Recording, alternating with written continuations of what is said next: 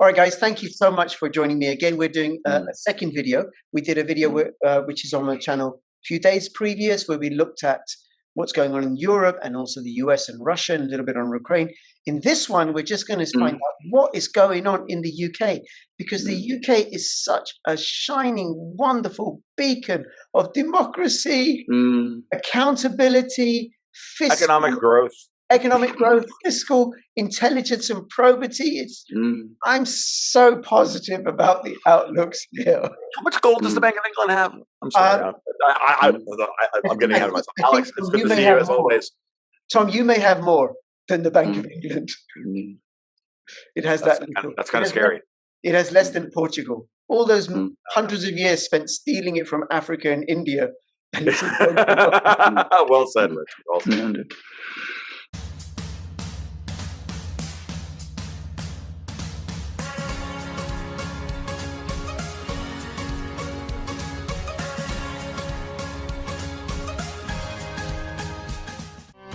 Take the first step towards online privacy. Get NordVPN. The world's most advanced cold wallet for the new generation of cryptocurrency lovers, Descent. Alex, do you want to start and tell us how's it going in the UK and how you see it playing out?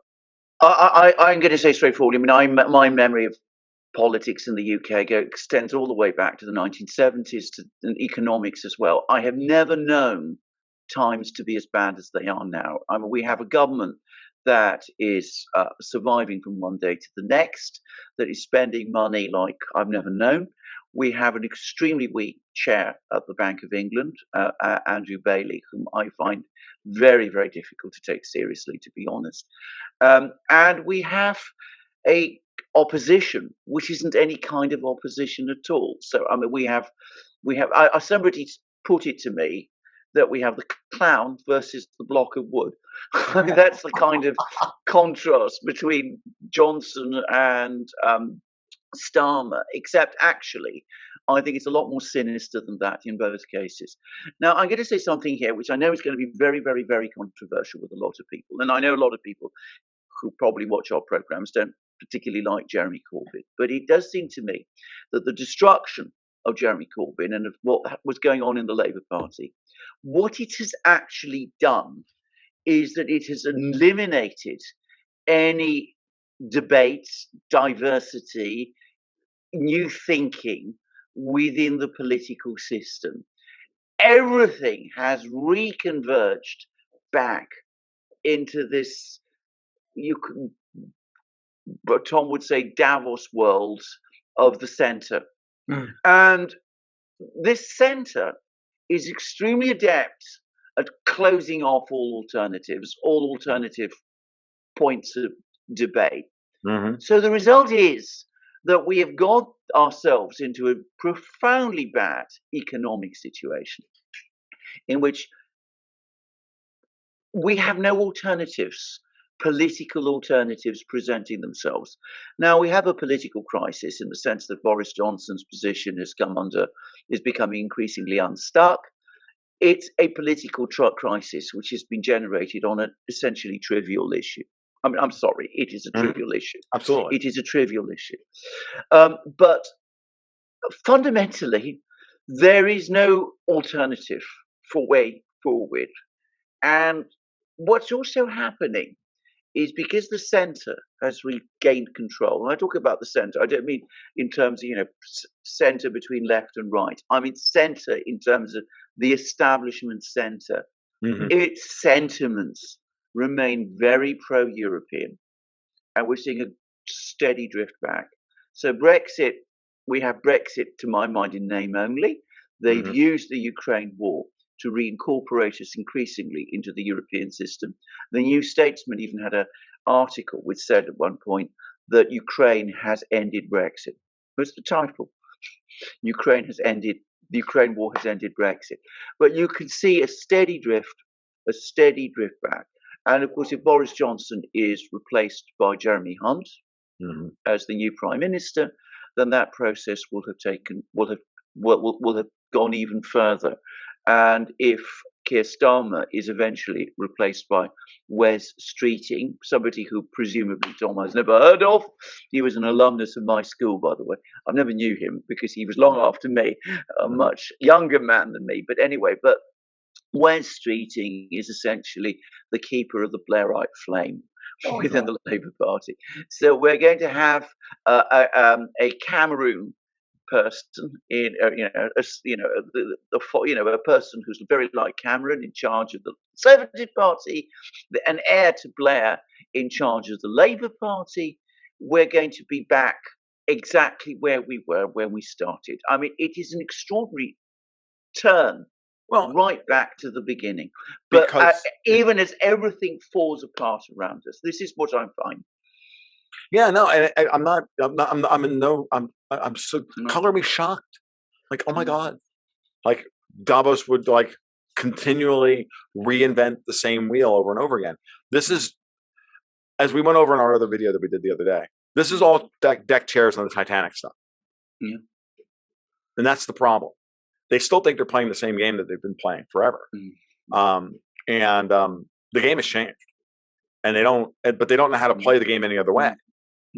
Because power makes you dumb, right? Power makes you stupid because you just og smash, which is what they're doing. And then you're smart, but you're not clever. You're not capable of they're not capable of improvising in real time.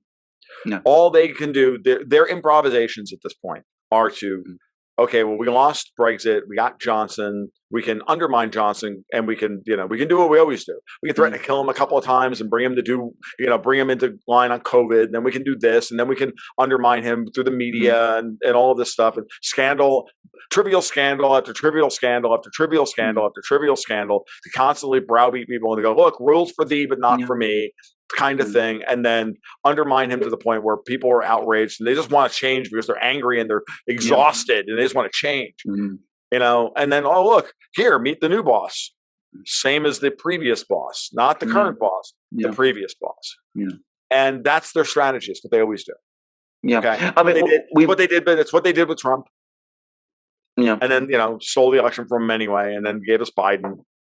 I mean, it's the same thing over and over again. It's nothing new. Because there's nothing.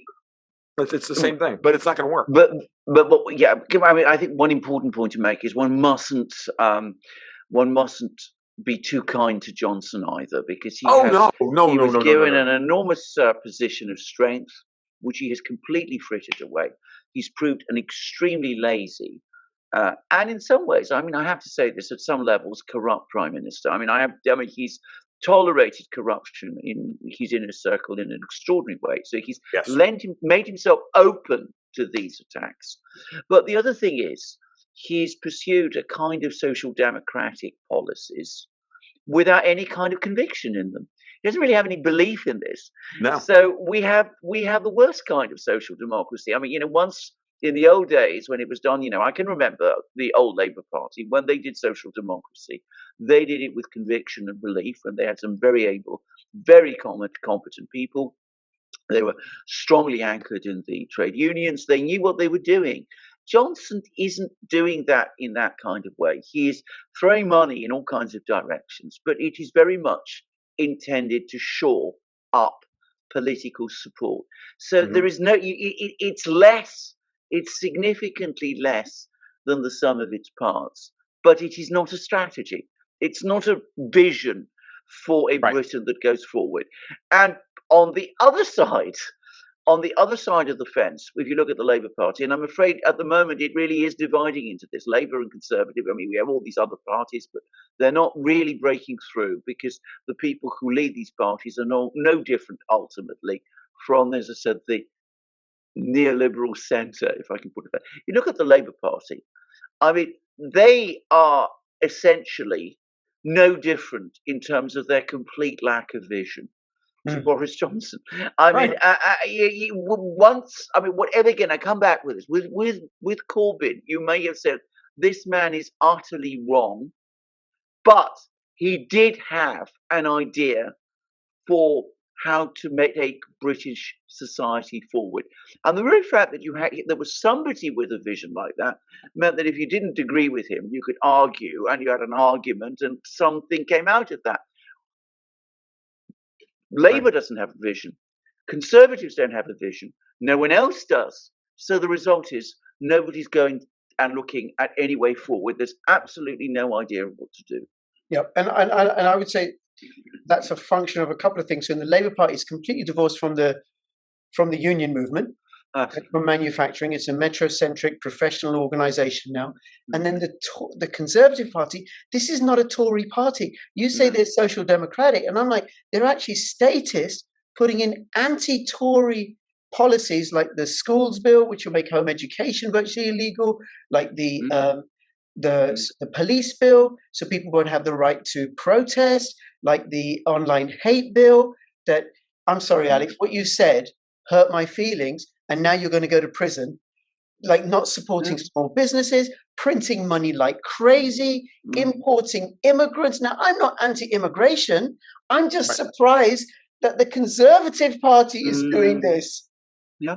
You know, I mean, this is not a Tory party. This is absolutely. Both are WEF parties, but they can't say that. You know, because you've got the Tory party saying, "Oh, we're going to get rid of diesel cars.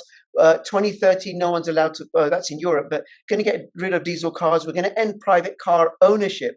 How on earth does that play to the Tory voter base in the shires? Well, it doesn't. I mean, the Conservative tradition. I mean, all right, the Conservatives have many traditions. It's always been something of a ramshackle coalition.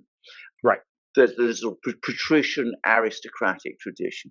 There's also been a very strong libertarian streak in the Conservative Party historically. Now, just to give a simple example of it, back in the old days, there was a plan. The Liberal government, as it then was, Gladstone wanted to impose regulations on alcohol. He wanted to really have tight controls on alcohol. And a Conservative bishop stood up in the House of Lords and opposed it, saying, "I would rather have England free than England sober." In other words, people should be free to buy alcohol because that's freedom. I would rather have them free than sober. That was a very powerful strain within the British Conservative tradition. Has vanished. To all intents and purposes, it's gone. I mean, this isn't something that you see very much of any longer. No. We've not had a libertarian movement in Britain because, as I said, fundamentally, we are an aristocratic. Our origins are as an aristocratic society. Yes. But there has been within the Conservative Party a libertarian tradition. Well, not tradition, a streak, impulse. if you like. Impulse. An impulse. It's gone. It's vanishing. But I come back to this. If you go back to the old Labour Party, rooted in the trade unions, rooted in organised labour, it was very much the party of organised labour. I don't know whether Rich remembers, but I can remember very well when people used to talk about the Labour Party having two wings, the Labour movement. It was always referred to as the Labour movement. And it had its industrial wing, which was the unions, which were represented in every company, in every factory, which highly organised and a very, very important part of British life. So there was the industrial wing of the Labour movement, and then there was the political wing of the Labour movement, which was the party, in Parliament, the political representation of the Labour movement in Parliament. And the two were, allied with each other. They were part of a single movement. But in some ways, it was the industrial wing that was the predominant one. It was the one that gave it critical mass, that gave the party in Parliament its connections with opinion in places like, the industrial cities. And, it gave it a kind of rootedness, the Labour Party a kind of vitality. Yeah, exactly. Which, by the way, also meant that it never became like you get in Europe, some socialist parties in Europe, because the Labour Party had this rootedness. It never became a full-on ideological party like, say, the French Socialist Party did, or even the German Social Democratic Party did. Now, all that's gone. The Labour Party, as it was in, up to about the mid-1980s, it does not exist. The Labour Party we have today is a completely different party. It may use the same name as the other, the old Labour Party, but the two have nothing to do with each other. If you look at its leadership, if you look at its membership, Rich is exactly right. It's a metrocentric, middle class, separated middle class, overwhelmingly London-centred party. Yeah. If it is very much the party, by the way, that dominates sentiment in the media, the television, culture. They're all it's very much narrowly focused around the kind of people you find leading the Labour Party.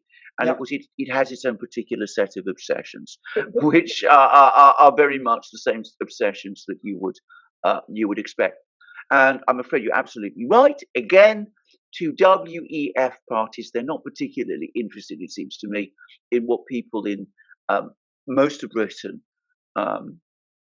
think. I should say I live in North London, but Rich lives in another part of London, of Britain entirely, in a completely different part of England. People in part of London, in part of Britain that I live in, North London, they do not think about people in the part of Britain where Rich is. I mean, they don't think about them at all. Not only do they not think about them, they don't like them. I mean, that's the other thing to say. This is same thing here in the United States. These people in New York and California consider the rest of the country flyover country. We just fly from New York to LA and back again, and the world spin. And God put his finger on the Empire State Building and spun the world. That's the way they think. I used to be one of these people. I know. I grew up in New York. I know what the solipsism looks like. Moving to the South was a profoundly humbling experience. Well, I can get it in the US where they look upon them as dirty rednecks, and in Britain, the middle classes look upon them as those dirty Brexiteers, ignorant xenophobes and stuff. Now, for me, I'm middle class. I'm all right in that respect, right? But I have access as a social worker to the most distressed, disadvantaged society of all. And oh my God, people have no idea what their lives are like. And the middle classes don't care and think they know better. Now, what we have in the UK, and I think also in parts of Europe and in the US, is a political class that is completely divorced from ordinary people, putting in policies, WEF policies, that are impoverishing and crushing those people. And this is not sustainable. And what I want to ask you, Alex and Tom, how do you think the situation in Britain is going to play out over the next few months or so?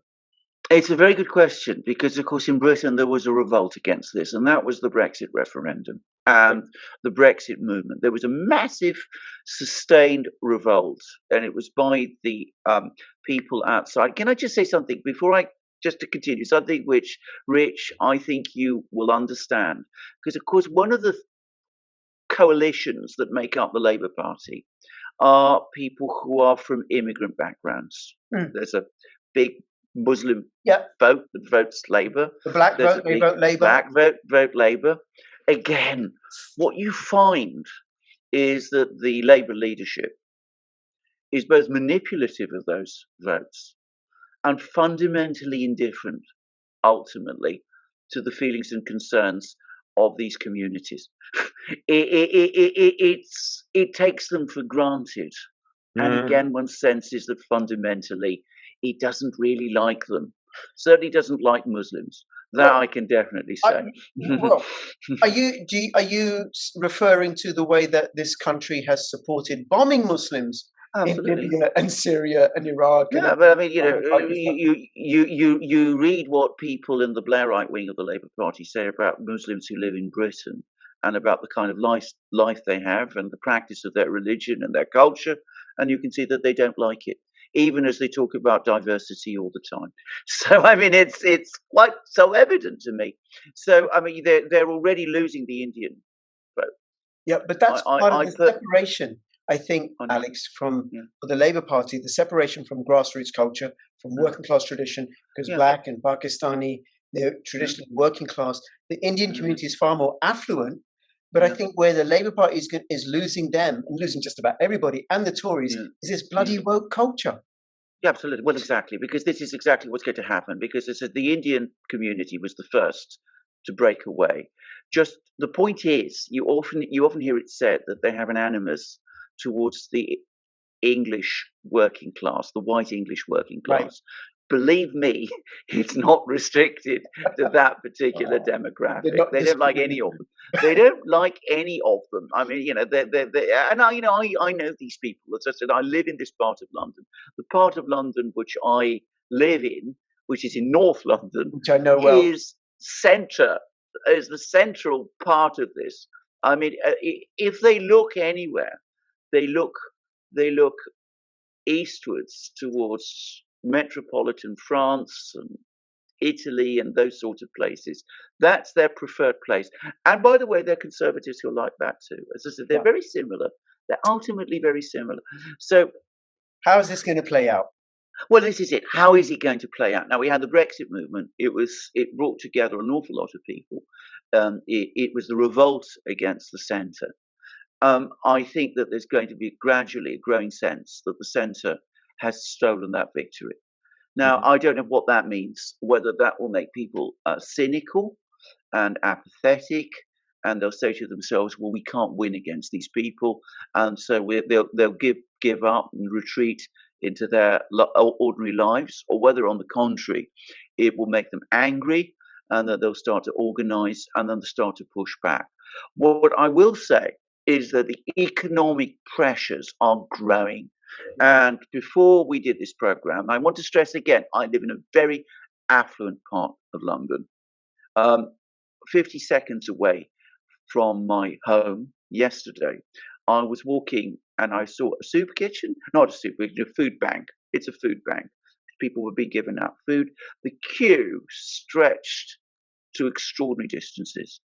And that isn't something I've ever seen before in this part of London. And I know the part of London that you live. It's very comfortable. So, I mean, London. Very comfortable.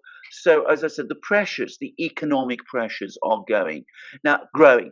Something has to give. Now, will the combination of the cynicism and the sense of betrayal that people will feel when they see, as I said, the Brexit battle that they fought being erased, will that combine with the economic pressure to provoke an uprising, some kind of new political force, maybe on the left, or heavens knows, maybe on the right, or maybe Faragism will resurface in some form?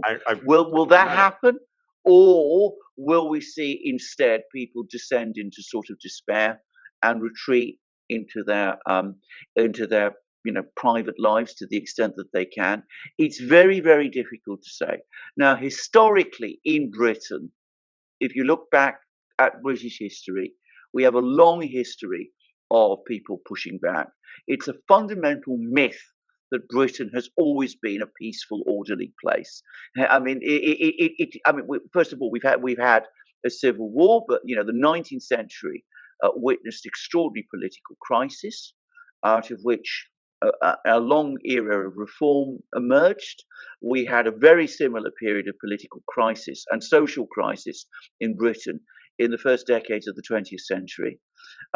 Then, after the Second World War, we had the long period of the social democratic settlement, but then that also led to, or there was another period of crisis in the 70s. And then, of course, we had the Thatcher era. So, it is a misconception that Britain is a peaceful, orderly place where people just go by and they take it all on the chin and, they keep going. We're a rich country. We have a lot of, fat to burn, if you like. But eventually, if the pressures become strong, people do push back. Whether they will this time, I don't know.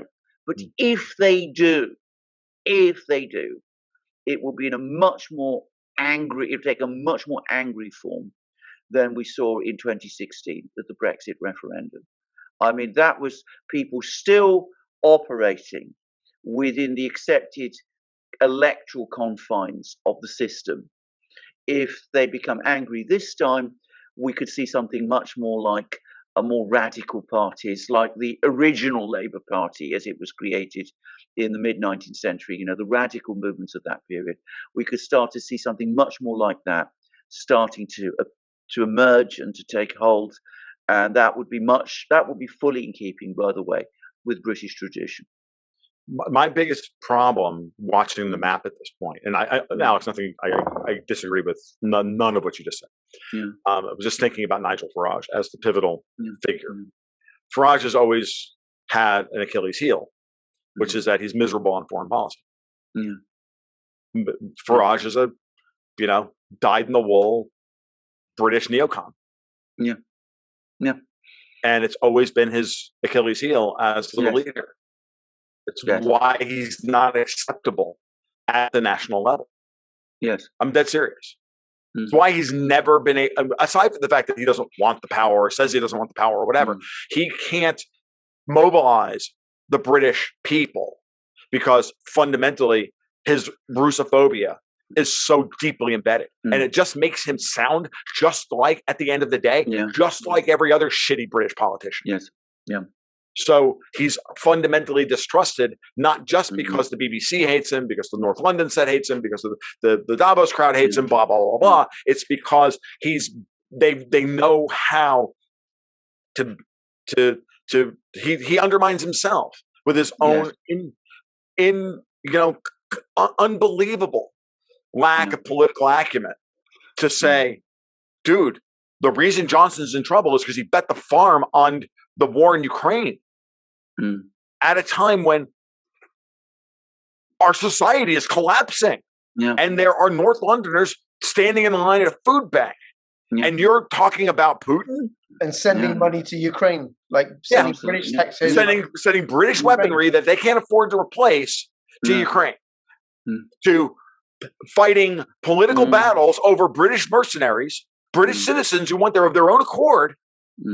And they're going to fight these wars. And you've got people like Liz Truss who are just literal morons. And Farage is saying nothing about this. Yes. What is he doing? He's still taking free and personal videos of migrants coming in on the shore, the cliffs of Dover, or whatever he's doing. I was like, it's so fucking irrelevant that it's ridiculous. They're all thought or irrelevant, or they don't want. It's like it's all dumb. And I'm like, you guys are going to get angry, or you got to just break up.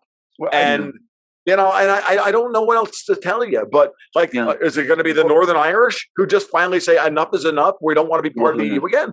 This is an interesting. I mean, I haven't really been following the situation with the fight over the Northern Ireland Protocol, but it's very obvious that it was always the means by which the EU was going to backdoor destroying Brexit and then and create political instability at the top. Is always this is what these people do. It's nothing new. So my big question now is Northern Ireland, is this going to hold? Is this going to harden Brexit, or is it going to undermine it? Well, the point, you're absolutely right. I mean, the Northern Ireland Protocol was basically agreed by Theresa May. It was the backdoor to getting back into the EU. That was what it was always about. And a Brexit government, sooner or later, was always going to scrap it. Now, if we had had a successful Brexit government, and by the way, it's important to stress that Boris Johnson's government came into office with a big majority, strong support in the country. It had every opportunity to be a successful Brexit government. Yes. If we'd had a successful Brexit government, it would not have been politically difficult to scrap the protocol. Unfortunately, we do not have a successful Brexit government, and that has enabled all the various people who basically want us back in the EU to coalesce and to come and say, well, we can't do this. This is a breach of faith with the EU, and it violates international law, and it scraps commitments that we made. So we mustn't do this. And this is where I come back to the fact that, Boris Johnson is far from perfect. And you've seen another example of this. Now, there's a very important by-election coming up in a place called Wakefield, which is a place where Rich is probably more knows the sort of feelings and the area better than I do. But it's a very important working class constituency, very much part of what's called the Red Wall. That swathe of former Labour seats where there was a big vote for Brexit, and they went over to the Conservatives in the 2019 election. Yep. So it's a seat that's important for the Conservatives to hold. Now, Johnson was supposed to meet with people, not just in Wakefield, but he was supposed to attend a conference with all the kind of people who were from this area, including many Conservative MPs. And instead, he chose to go to Kiev. And this is the first, this has actually provoked anger and indeed criticism for the first time from amongst Conservatives, because they're saying, what is more important at the end of the day, going to Kiev or worrying about your base? Yeah. Well, guess what? It tells you everything you need to know that Boris Johnson is completely compromised. Absolutely. Yep. That he works for Brexit. That after they tried to kill him by giving him COVID, and then there was and 3 weeks after that, there was the big auto accident that nearly killed him. They went after him like 2 or 3 times in a 3-week period after he said we're going to go for herd immunity. Did everybody forget this? Yep. And then since then, he's done everything they've asked him to do. Sorry, he's gone along and just no, and he's not fighting. He's not even fighting these people anymore. No. He's completely compromised. Just like after they throw John Boehner down the stairs, or they throw Mitch McConnell down the stairs, or they throw John Roberts down the stairs, all of a sudden we get Obamacare. These people show up in Congress with a black eye because they threaten these old men. And that's what they do here in the United States. Well, you don't think they didn't do it here? They don't do it in Britain? They tried to kill Boris Johnson 3 times. And amazingly, his hard Brexit, tough COVID, anti-Davos strategy was out the window within a week. He's compromised. You just said he works for Brexit. I think what you meant, he works for the WEF. He got captured. Well, I think he's been co-opted. He was put in power to get Brexit done. I think he was honest in that. Boris Johnson's also, unfortunately, Stanley Johnson's son, so he does believe in this climate change nonsense. And that's an Achilles heel as well. It's like everybody has their blind spot that they can attack, that they can always use in the media to destroy somebody's credibility. They're very good at these people. So they destroyed Farage by letting him mouth off about Ukraine and Russia for years, because ultimately Johnson does. Not Johnson, but Farage doesn't really sound all that much different than the Tories. All the Tories have to do is say, "Yeah, we'll do Brexit." We don't, and then they can neuter Farage because he's not also saying, "And we're going to change our foreign policy." Okay, well, you have to always. It's easy for the Tories and easy for Labour to destroy the minor parties, any minor parties that come up, if you don't have a leader, charismatic leader, with the right bona fides and is right on all of the issues. You have to have a Ron Paul figure who just says no to everybody and says, my goal is to get rid of you people. But Farage never did that. What Farage said is get Brexit done and then let the chips fall where they may, but never said, hey, I'm going to lead you after Brexit and we're going to rebuild Britain. He only half did that. Very good. And when you do half the job, you leave the other half available for them to destroy you, and they have completely. Yep. Alex, okay, guys, if there's any last words you want to say, because I'm conscious of your time. Yes. I mean, this is. I think actually that Tom has actually put his finger on the problem in Britain, which is that Britain has many options, many opportunities, but it is not playing them. It's we are a country with with lots of all the options. Oh, sorry. Yeah, you have the options. It's easy. All you have to do is coalesce around somebody, but they won't let anybody come to the fore. Exactly. This is the fundamental problem. We have a closed political system, more closed than it has ever previously been in modern British history.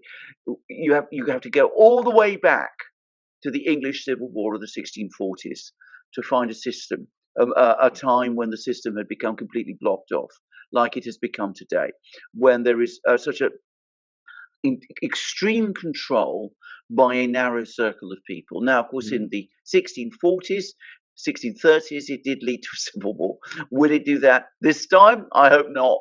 But certainly, it would mean that there would have to be a breakthrough by, and it would have to come from the grassroots, and it would have to be organized, and of course, it would face enormous pressure from the British establishment, which doesn't just mean the media and the politicians. It means the security services, it means the police forces, it means all the various agencies that they have, and that is much more of a challenge. And of course, it's more difficult in Britain to some extent than it would be in the United States, because we are a much more centralized country. I mean, the central power is very strong. Having said that, as I said, there has been historically a tradition in Britain of pushing back. So, I'm not going to say that it's not going to happen, but the one thing I would say, and it's the last thing I'm going to say, is we don't have an unlimited time window. I mean, in the past, in the 17th century, well, we weren't going to be invaded. If there was an economic crisis or whatever, I mean, we could get through. In the 19th century, in the 20th century, we were the most powerful country in the world. So we had all the enormous room for maneuver that gives you. This time, it's not like that. We don't have an unlimited amount of time.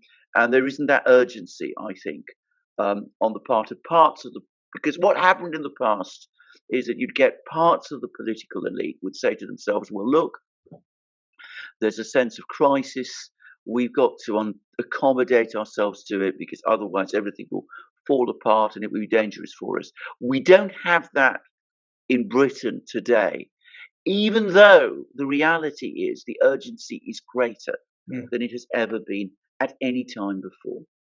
So on that point about time, and it's a very good point, Alex, thank you, is the fact that we go right back to what we've talked about in the last time we got together, which is Russia's on the one hand, which the British establishment has bet the farm on their 200-year desire to destroy the Russians, or 150 years, whatever it is. And the American commercial banking system, who is tired of taking their cues from City of London. The Federal Reserve is declaring independence from all of this. Yeah. The Russians have declared independence from all of this. The power, the vestiges of British power reside completely in shipping, insurance, trade. Yeah, the City of London, the things that City of London does very, very well. Yeah. Well, when the Russian trade.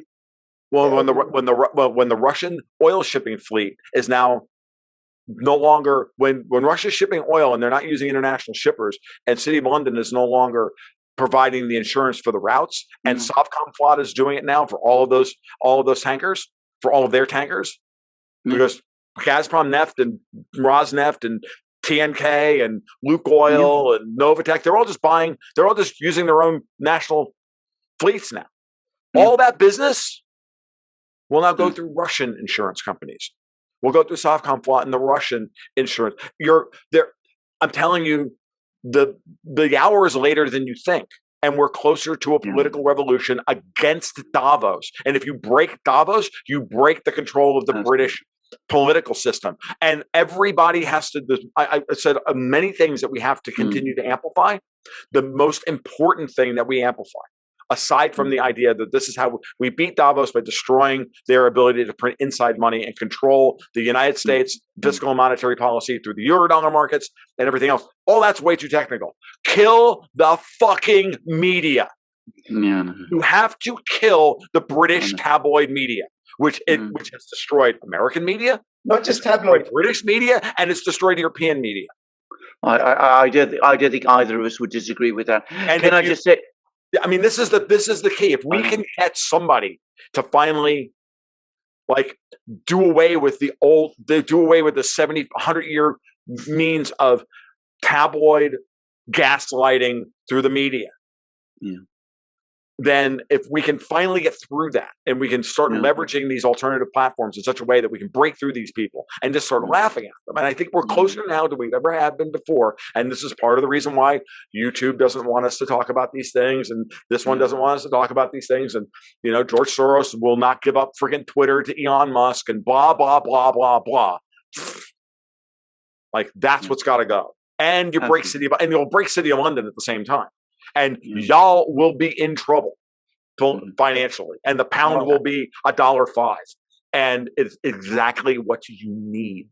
The same way that we need to go through a stagflationary depression here in the United States in order to harden up the two generations of special snowflakes that think that they're important and that their feelings matter when, I'm sorry, you need to be at work at 8:30. Get over yourself.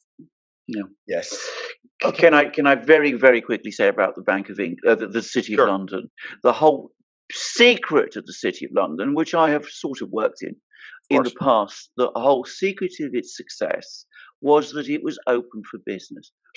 When it starts to shut its doors to customers, as it is now doing or being told to do, then of course people will of course take their business elsewhere.